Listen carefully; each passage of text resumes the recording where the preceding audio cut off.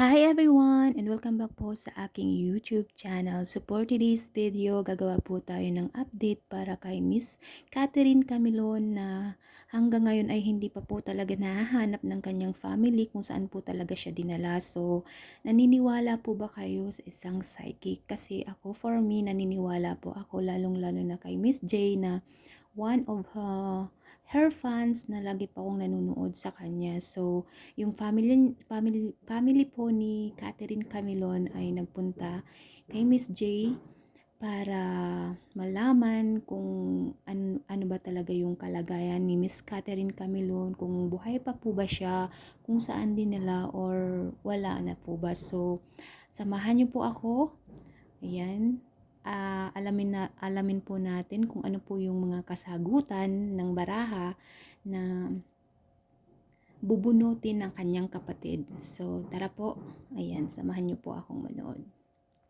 Ko, matagal na rin na nawawala si Kat. Kailan siya nawala po? October 12 po namin siya ulit Nakita. So, October 12. So, ngayon ay magdi-December na. So, mahigit isang buwan na. Titignan po natin kung ano ipapakita ng mga baraha-andakan.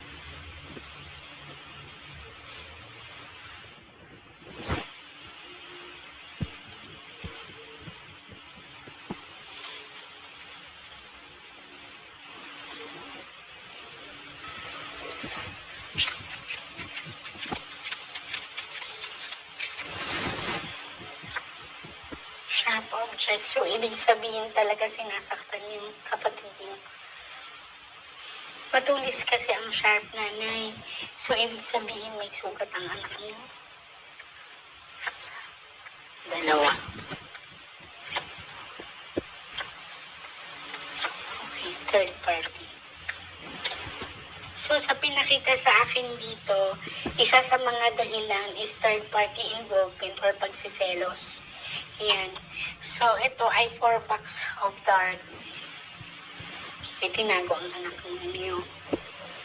Sa pinapakita sa akin dito, ang tinuturo talaga is karelasyon. Tapos, ang pinakita dito, mother ay dalawang lalaki. Ang pinakita muna dito. Pero ito ay sharp object, meaning may sugat yung anak ninyo.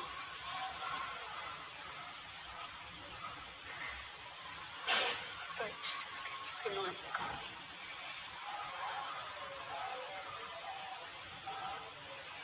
Bago nawala yung kapatid mo, may gulo na bang nangyari? Wala po. Walang umano sa inyo, walang nag-message sa kanya.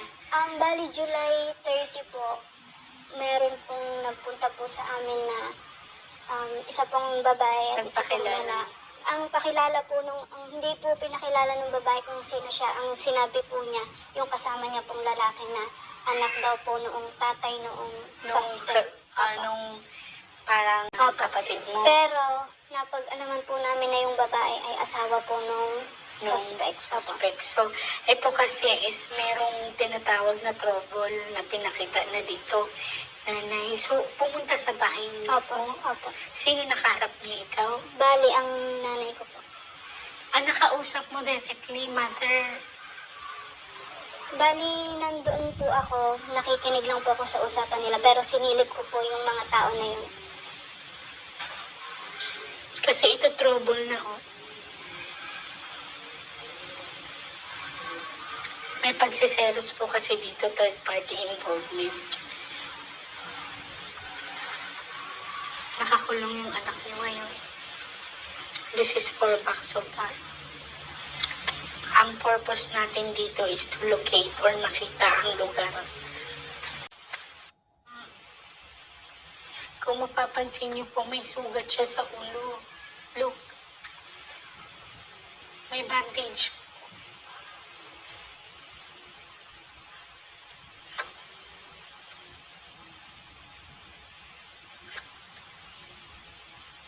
Kalungkutan. So, ibinyahe talaga siya. Ito ay huwag niyong tingnan as, anong tawag doon sa karwahe. So, ito ay huwag niyong tingnan as karwahe. Tignan niyo to, nasasakyan. So, ito ay kalungkutan. Tignan niyo po. Mabuti. Opo. So, ito po ay nagkaroon na talaga ng idea yung asawa regarding sa kanila ni Kat, no? Yan. Mother, makukuha natin ang hustisya. Tingnan niyo. May babae dito, tapos ito ay itim na. Ano nakikita mo? Pusa. So, itim na pusa serve as Bad luck. bad luck, bad omen. So, ibig sabihin, talagang, ito kasi is pagtalikod, no? Ibig sabihin yan is pagkawala. Yung ibig sabihin is paghiwalay.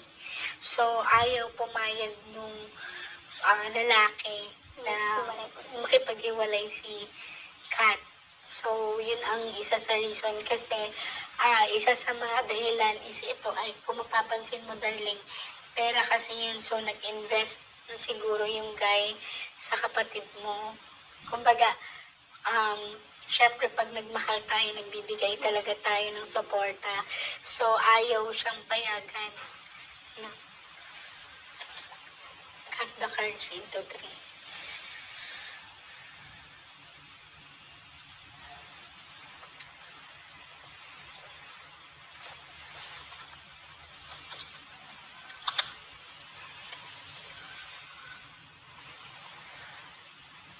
Kuha ka ngayon, darling, ng 9 cards. So, ito talagay mo dito. Huwag ka magmadali.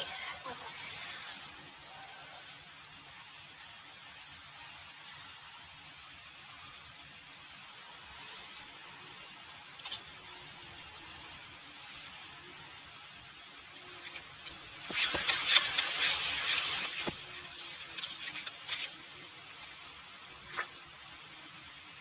Pakikipaglaban. So, ibig sabihin, lumaban pa pala anak mo. Ayan o. At saka ito, wag niyong tingnan as a sword. Sino lang ba ang may dalang armas ngayon? Yung pong lalaki. Nakukuha mo? Sinasabi ng baraha. O binyahin nga.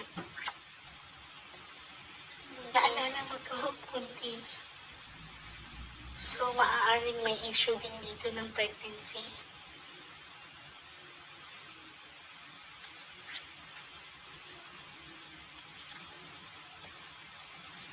Inikot-ikot yung ate mo. Yung kapatid mo nakipaglaban talaga siya.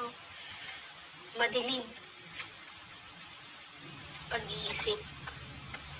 Kikinikilabutan ako.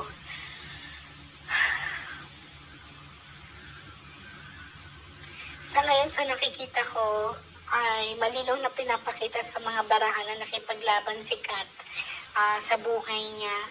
At merong pinapakita din dito na may babae, nagdadalang tao. And then, sa pagbiyahe, ang kinakatakot namin ngayon is maaaring ibiyahe ulit si Kat or itago ulit. Kasi meron ditong pinapakita ng pagbiyaheng panibago. Tapos, dilim, ibig sabihin madaling araw.